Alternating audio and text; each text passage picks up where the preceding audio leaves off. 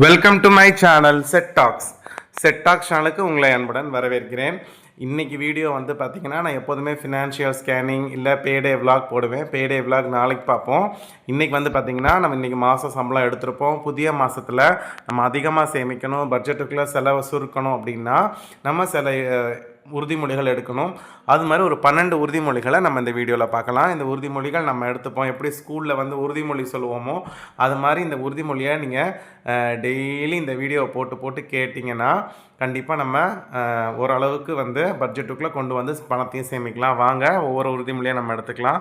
சம்பளம் வந்த நாளிலேயே முதலில் சேமிப்பேன், மீதமுள்ள பணத்தில் தான் செலவு செய்வேன். இது நம்ம எடுக்க வேண்டிய ரொம்ப முக்கியமான உறுதிமொழி. சம்பளம் வந்துச்சு அன்னைக்கு வருதுன்னா அன்னைக்கு நம்ம கையில் இருக்கிற பணம் தான் ரியாலிட்டி. அதனால் அன்னைக்கே என் சேமிப்பை நான் பண்ணிடுவேன்.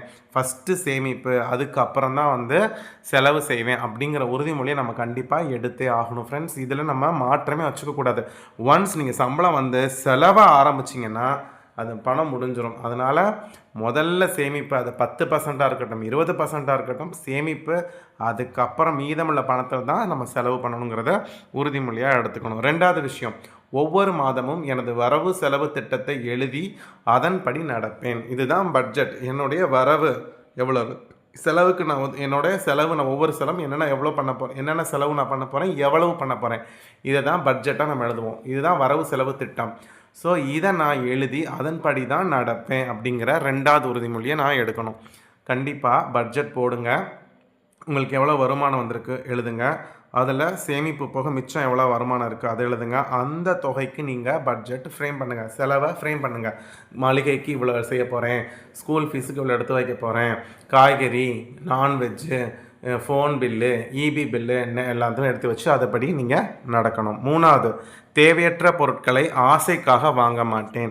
நீங்கள் பட்ஜெட் போட்டுட்டீங்க அப்படின்னாலே அந்த பட்ஜெட்டில் என்ன செலவு எழுதியிருக்கீங்களோ அந்த செலவு மட்டுமே நம்ம செய்யணும். நீங்கள் அந்த செலவு இல்லாமல் வேறு தேவையில்லாத ஆடம்பர செலவோ நமக்கு ஆசையாக இருக்குது அப்படிங்கிறதுக்காக நம்ம செய்யக்கூடிய செலவுகளை நம்ம செஞ்சோன்னா பட்ஜெட் அடி வாங்கிக்கிறோம். ஏன்னா நீங்கள் ஃபஸ்ட்டு உறுதிமொழி எடுத்திங்கன்னா பர்டிகுலர் அமௌண்ட்டை சேமிச்சிருப்பீங்க. அப்போ மிச்சம் இருக்கக்கூடிய அமௌண்ட்டில் நீங்கள் செலவை கொண்டு வரது அப்படிங்கிறது ரொம்ப கஷ்டமான விஷயம். அப்போ தேவையுள்ள செலவுகளை நம்ம பண்ணால் மட்டும்தான் நம்மளால் இதிலேருந்து தப்பிக்க முடியும். ஸோ அதனால தான் தேவையற்ற பொருட்களை ஆசைக்காக வாங்க மாட்டேன் அப்படிங்கிற உறுதிமொழியை நம்ம கண்டிப்பாக எடுக்கணும். நாலாவது விஷயம் வந்து பார்த்திங்கன்னா, ஒவ்வொரு செலவையும் பதிவு செய்து மாத இறுதியில் ஆய்வு செய்வேன். இந்த உறுதிமொழி ரொம்ப ரொம்ப முக்கியமான உறுதிமொழி. இதுதான் ஃபினான்ஷியல் ஸ்கேனிங். நீங்கள் 1ஆம் தேதியிலிருந்து 31ஆம் தேதி வரைக்கும் ஒவ்வொரு நாளும் என்ன செலவு செய்கிறீங்க அப்படிங்கிறத நோட்டில் எழுதுங்க. பட்ஜெட் டைரியில் எழுதி வச்சுக்கோங்க. பட்ஜெட் டைரி இல்லாதவங்க ஒரு நார்மலாக ஒரு நோட்டை வாங்கி ஒரு ₹1 செலவு பண்ணாலும் ₹1 என்ன செலவு பண்ணேங்கிறத நீங்கள் எழுதணும். இந்த செலவை நீங்கள் பதிவு செய்கிறத ஒரு பழக்கமாகவே ஆக்கணும். இந்த செலவை நீங்கள் பதிவு செஞ்சு அதை மாத இறுதியில் வந்து கண்டிப்பாக நீங்கள் ஒரு ஆய்வு செய்யணும். தேவையுள்ள செலவு தான் பண்ணியிருக்கேனா இல்லை தேவையற்ற செலவு பண்ணியிருக்கேனான்னு பார்த்தீங்கன்னா நெக்ஸ்ட் மந்த் நம்மளை திருத்திக்கிறதுக்கு ஒரு வாய்ப்பாக அமையும். 5வது, கடன் வாங்கி ஆடம்பர செலவுகள் செய்ய மாட்டேன். நீங்கள் உங்களுடைய தேவையுள்ள செலவுகள் மட்டுமே பண்ணுங்கள். ஆடம்பர செலவுகள் பண்ணாதீங்கன்னு முன்னாடியே சொல்லியாச்சு. ஆனால் ஆடம்பர செலவு பண்ணுறதுக்காக கடன் வாங்குவது முக்கியமாக நம்ம செய்யக்கூடிய பிக்கஸ்ட் மிஸ்டேக். இது நம்மளை கடன்கிற ட்ராப்பில் தான் மாட்டோம். கடன் வாங்கி நான் ஆடம்பர செலவு மட்டும் இல்லை, எந்த செலவுமே கடன் வாங்கி செய்யாதீங்க. உங்களுடைய தேவையுள்ள செலவுக்கே உங்ககிட்ட பணம் இல்லை அப்படின்னா நம்ம மேலே தான் மிஸ்டேக்கு. எனக்கு தேவைப்படக்கூடிய ஒரு செலவு என்கிட்ட பணம் இல்லைன்னா நான் தான் என்ன செய்யலை, சரியான பணத்தை நான் சேமித்து வைக்கலை, வேறு ஏதோ தேவையில்லாத செலவு பண்ணதுனால தான் தேவையுள்ள செலவுக்கு என்னால் பண்ண முடியலன்னு அர்த்தம். ஸோ கடன் வாங்கவே கூடாது, அது முற்றிலுமாக தவிர்த்துடுங்க. அவசர நிதிக்காக ஒவ்வொரு மாதமும் ஒரு குறிப்பிட்ட தொகையை ஒதுக்குவேன். கண்டிப்பாக நீங்கள் உங்கள் ஃப்யூச்சருக்காக சேமிக்கக்கூடிய பணம் தனி. அது இல்லாமல் நீங்கள் வந்து அவசர நிதி அப்படிங்கிறது எமர்ஜென்சி ஃபண்ட். அந்த எமர்ஜென்சி ஃபண்ட் ஒரு அக்கௌண்ட்டில் நீங்கள் வச்சுருக்கீங்கன்னா 6 மாத சம்பளத்தை நீங்கள் சேமித்து வச்சுருக்கணும். உங்களுடைய 6 மாத சம்பளம் எவ்வளவோ அதை சேமிப்பாக வச்சுருக்கணும். நீங்கள் ஒரே மாதத்துலலாம் அவ்வளோ அவசர நிதி சேர்க்க முடியாது. ஒவ்வொரு மாதமும் சிறுக எடுத்து வைக்கணும். ஸோ அவசர நிதிக்காகவே, எமர்ஜென்சி ஃபண்டுக்காகவே மாதம் ஒரு தொகையை சேமித்து வச்சு பழகுங்க. அப்போ கண்டிப்பாக உங்களுக்கு யூஸ்ஃபுல்லாக இருக்கும். உங்களுடைய அவசர காலத்துக்கு அது கை கொடுக்கும். ஒரு நைட்டில் அது நடந்துராது, அது சேர்க்கறதுக்கு ரொம்ப நாள் ஆகும். அதனால் படிப்படியாக ஆரம்பிச்சிருங்க. 7வது உறுதிமொழி, மின்சாரம், தண்ணீர், எரிபொருள் போன்றவற்றை சிக்கனமாக பயன்படுத்துவேன். மின்சாரம், இபி பில்லு, தண்ணி அதிகமாக யூஸ் பண்ணிங்கனாலும் இபி பில் வரும், மற்ற எல்லா பில்ஸுமே ஏறும்.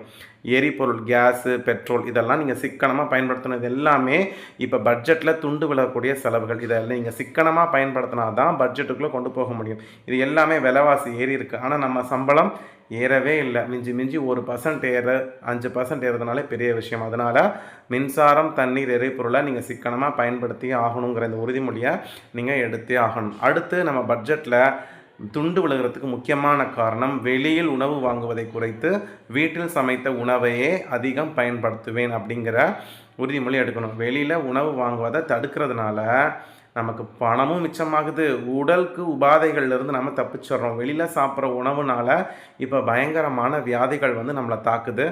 அது பணத்தையும் கரைச்சிருது, மருத்துவ செலவும் ஆகுது, ஹோட்டல் செலவும் ஆகுது. ஸோ அதை கண்டிப்பாக வெளியில் வாங்குவதை தவிர்த்துருங்க. 9வது உறுதிமொழி, சலுகை அல்லது தள்ளுபடி என்ற பெயரில் தேவையற்ற பொருட்களை வாங்க மாட்டேன்.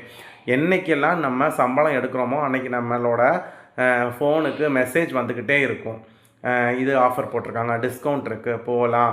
ஃப்ரெண்டு சொல்லுவாங்க, வாங்க அங்கே ட்ரெஸ் சாரீ எடுக்கலாம், பேண்ட் ஷர்ட் எடுக்கலாம், டிஸ்கவுண்ட் போட்டிருக்கான் ஃபோனுக்கு. அந்த மாதிரி தேவையில்லாத டிஸ்கவுண்ட்டு, தள்ளுபடி இதை நம்ம காதுக்கு கொண்டு வருவாங்க, இல்லை ஃபோன் மூலமாக நம்ம கண்களுக்கு வரும். இதில் தேவையற்ற பொருட்களை வாங்கவே கூடாது அப்படிங்கிற உறுதிமொழி நம்ம கண்டிப்பாக எடுக்கணும். 10வது உறுதிமொழி, சேமிப்பை ஒரு பழக்கமாக மாற்றி மாதந்தோறும் சேமிக்கும் தொகையை அதிகரிக்க முயற்சி செய்வேன்.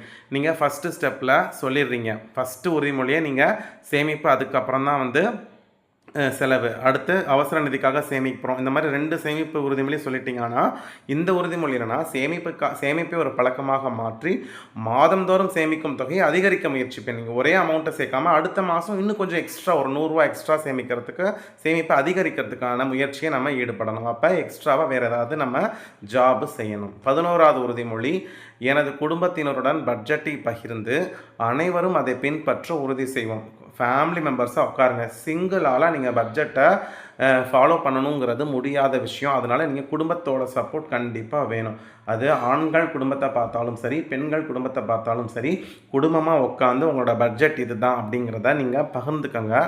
அதுக்கப்புறம் அவங்களோட சப்போர்ட் இருந்தால் மட்டுமே நம்மளால் அதை பின்பற்ற முடியும். அவங்கக்கிட்டையும் இதுதான் நம்மளுடைய ஃபேமிலியோட சுச்சுவேஷன், இப்படி நம்ம பட்ஜெட் போட்டு ஃபேமிலி ரன் பண்ணால் தான் எதிர்காலத்தில் நம்ம செழிப்பாக இருக்கலாம் அப்படிங்கிற அந்த விஷயத்தை அவங்களுக்கு புரிய வச்சு குடும்பமாக அந்த பட்ஜெட்டை ஃபாலோ பண்ணுறதுக்கு நீங்கள் உறுதி செய்யணும். முக்கியமான விஷயம், நீங்கள் சிறிய தொகையாக இருந்தாலும் தொடர்ந்து சேமித்து எதிர்கால நிதி பாதுகாப்பை உருவாக்குவேங்கிற உறுதிமொழியை நீங்கள் கண்டிப்பாக எடுக்கணும். சேமிக்கிறது சின்ன தொகை பெரிய தொகைன்னு யோசிக்காதீங்க. சின்ன தொகையாக இருந்தாலும் அது சேமிக்கிறதுல உறுதியாக இருங்க. இந்த 12 உறுதிமொழிகளும் உங்களுக்கு பிரயோஜனமாக இருக்கும்னு நம்புகிறேன். அடுத்த வீடியோவில் உங்கள் எல்லாரையும் பார்க்குறேன். Bye friends.